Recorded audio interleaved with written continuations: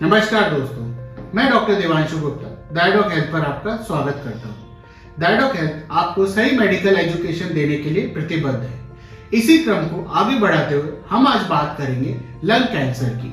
हम आज जानेंगे कि लंग कैंसर क्या होता है, इसके लक्षण क्या होते हैं, इसका डायग्नोसिस कैसे किया जाता है, लंग कैंसर के इलाज के क्या क्या ऑप्शंस हो सकते हैं और क्या लंग कैंसर के डायग्नोसिस के बाद मरीज का जीवन कैसे रहता है।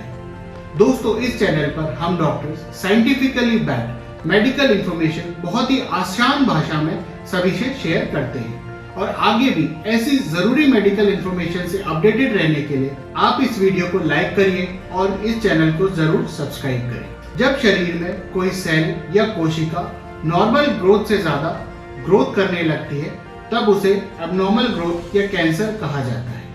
लंग कैंसर में यह ग्रोथ ब्रोंकाई, ब्रोंक्यूल्स या एल्विलाई की सेल लाइनिंग से शुरू होती है।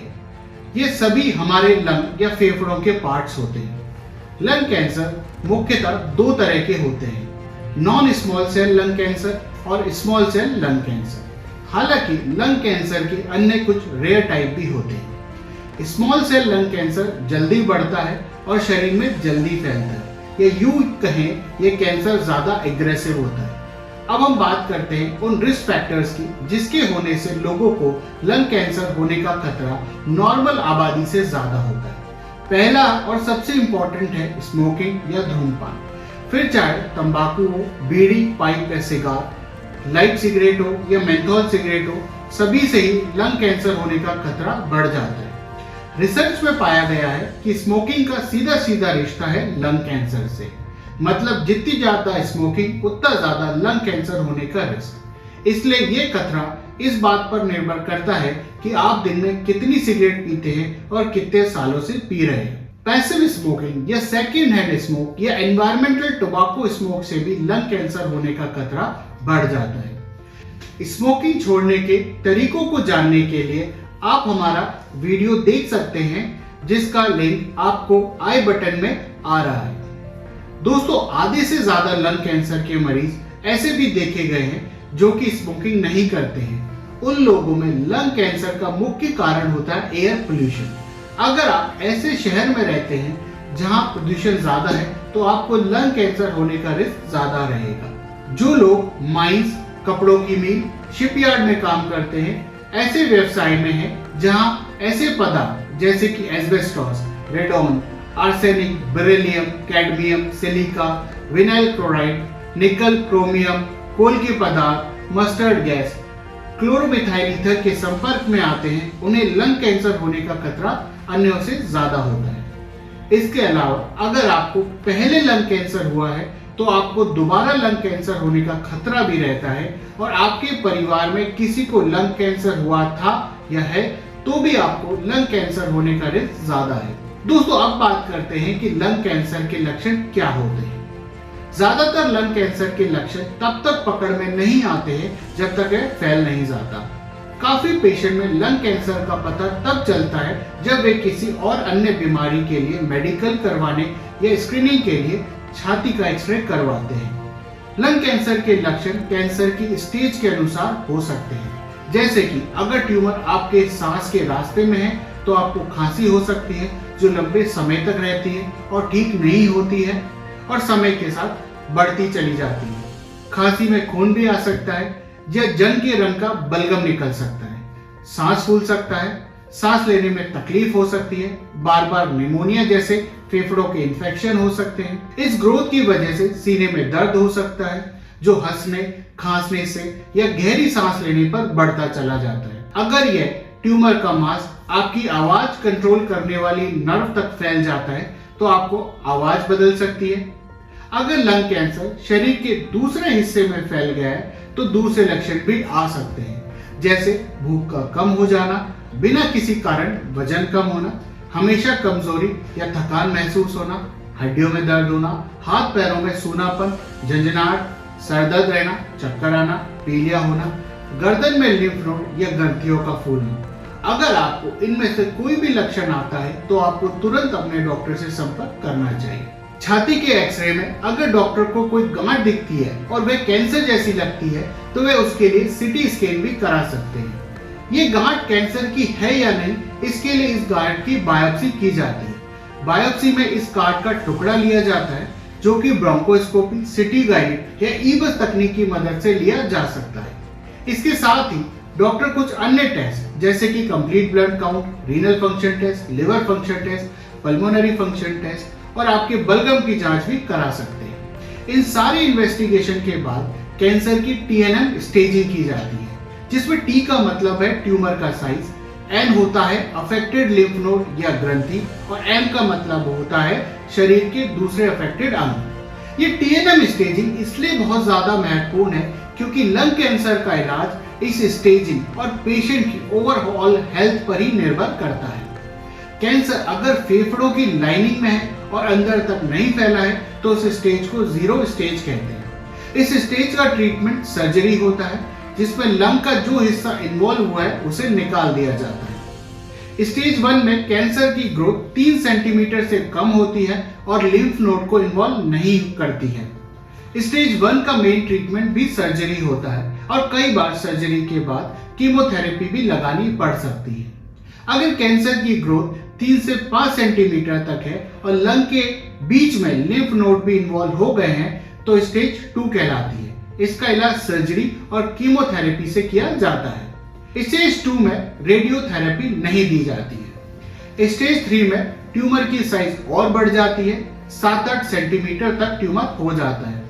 मीडियस्टेनम के लिम्फ नोड को यह इन्वॉल्व कर लेती है। स्टेज 3 का इलाज कीमोथेरेपी, रेडियोथेरेपी और इम्यूनोथेरेपी के कॉम्बिनेशन से किया जाता है। स्टेज 4 में कैंसर शरीर के अन्य अंगों में फैल गया होता है, जैसे कि ब्रेन, एड्रिनल ग्लैंड या लिवर। इस स्टेज में कैंसर के प्रकार और कैंसर सेल्स में पाए जाने वाले म्यूटेशन के अनुसार कीमोथेरेपी या टारगेटेड इम्यूनोथेरेपी दी जाती है। कीमोथेरेपी और इम्यूनोथेरेपी इंजेक्टेबल या टैबलेट फॉर्म में दी जाती है। चूंकि इम्यूनोथेरेपी कैंसर सेल्स पर काम करती है और उन्हें ही नष्ट करती है, इसलिए इसके साइड इफेक्ट कम होते हैं। आपको कौन सी थेरेपी दी जाएगी और किस तरीके से दी जाएगी, यह डिसीजन आपकी बीमारी को ध्यान में रखते हुए आपके ट्रीटिंग डॉक्टर लेते हैं। दोस्तों, मेडिकल फील्ड के विकास की वजह से आज स्टेज 4 कैंसर के मरीज जिनका सर्वाइवल पहले 1 साल ही था, आज सही इलाज से वही मरीज 4 से 5 साल तक सर्वाइव करते हैं। सर्जरी भी कैंसर कितना फैला हुआ है उस अनुसार डिसाइड की जाती है। ये सर्जरी ओपन भी हो सकती है या फिर की होल सर्जरी, जिसे वैट्स भी कहते हैं, मतलब video assisted thoracoscopic surgery. Surgery की तकनीक आपकी बीमारी के अनुसार डिसाइड की जाती है। अगर वैट्स तकनीक से आपकी सर्जरी हुई है तो आपकी रिकवरी में 5 से 10 दिन तक ही लगते हैं, जबकि ओपन सर्जरी के बाद रिकवरी में ज्यादा समय लगता है। ऑपरेशन के बाद मरीज को घूमने फिरने और छाती व हाथ पैरों की फिजियोथेरेपी की सलाह दी जाती है। लंग सर्जरी के बाद वॉकिंग और स्विमिंग सबसे सुटेबल एक्सरसाइज मानी गई है। एक्सरसाइज के बारे में और जानकारी आप अपने डॉक्टर और फिजियोथेरेपिस्ट से ले सकते हैं। दोस्तों, अब हम बात करते हैं इस कैंसर के इलाज के लिए आई कुछ नई टेक्निक्स के बारे में, जैसे कि रेडियो फ्रीक्वेंसी अब्लेशन या RFA, जिसमें सिटी गाइडेड निडल बायोप्सी ली जाती है।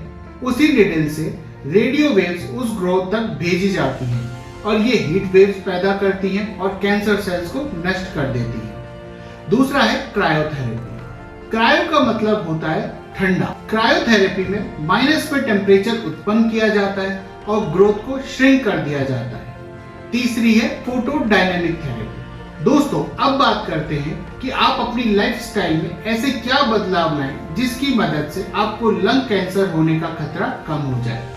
सबसे पहले तो आप आज से ही स्मोकिंग छोड़ दें। दूसरा है बैलेंस डाइट लें, जिसमें लो फैट हो, फाइबर ज्यादा हो, फ्रूट और वेजिटेबल ज्यादा हो, रेगुलर एक्सरसाइज करें। अपनी लाइफस्टाइल में ये बदलाव करके आप लंग कैंसर होने का खतरा कम कर सकते हैं। दोस्तों, अक्सर देखा जाता है कि लंग कैंसर का डायग्नोसिस होने के बाद और इवन इलाज होने के बाद भी मरीज को कई मुश्किलों का सामना करना पड़ता है। तो जानते हैं कि कैसे आप उन मुश्किलों का सामना करने के लिए खुद को तैयार कर सकते हैं। दोस्तों, हम समझते हैं कि लंग कैंसर का डायग्नोसिस किसी भी मरीज के लिए एक इमोशनल शॉक की तरह होता है। वह बहुत ज्यादा डिप्रेस और चिंतित महसूस कर सकता है। ये किसी भी इंसान के लिए एक नॉर्मल रिएक्शन है। इसके लिए लंग कैंसर के डायग्नोसिस के बाद आप अपने परिवारजनों से बात करें। आपके मन में जो सवाल आ रहे हैं वे अपने डॉक्टर से पूछें।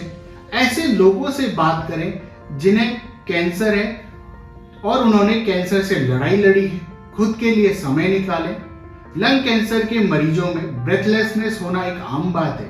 इसके लिए ब्रीदिंग एक्सरसाइजेस करें, योग करें, प्राणायाम करें। अपने मील के पोर्शंस कम रखें। एक बार में ज्यादा खाना खाने की बजाय छोटे छोटे फ्रीक्वेंट मील्स लें। अपने रोजमर्रा के काम को आसान बनाएं, जैसे कि शॉपिंग जाएं तो ट्रॉली का इस्तेमाल करें। अपनी जरूरत का सामान अपनी पहुंच में रखें। बार बार सीढ़ियां उतरने से बचें, लिफ्ट का प्रयोग करें। सीवियर केसेस में होम ऑक्सीजन थेरेपी की भी जरूरत हो सकती है। लंग कैंसर के कुछ मरीजों में पेन की शिकायत होती है, जबकि कुछ मरीजों को नहीं। इसका बीमारी की सिवियरिटी से कोई रिलेशन नहीं है। अगर आपको दर्द है तो आप अपने डॉक्टर या पैलिएटिव केयर टेकर से डिस्कस करें और उसके अनुसार बताए दर्द की दवा जरूर लें। दर्द की दवा मांगने में आपको झिझकने की जरूरत बिल्कुल नहीं है। कैंसर से इस लड़ाई में आप खुद को कभी अकेला ना समझें। दोस्तों, उम्मीद है लंग कैंसर पर मेरी दी गई ये जानकारी आपके लिए लाभप्रद होगी। इसके अलावा भारत के सर्वश्रेष्ठ डॉक्टरों से संपर्क करने के लिए आप ऊपर दिए गए नंबर पर संपर्क कर सकते हैं। इसके अलावा हेल्थ और मेडिकल से related useful, authentic, reliable information के लिए कृपया हमारा YouTube channel that doc health subscribe करें। स्वस्थ रहें, सुरक्षित रहें। धन्यवाद।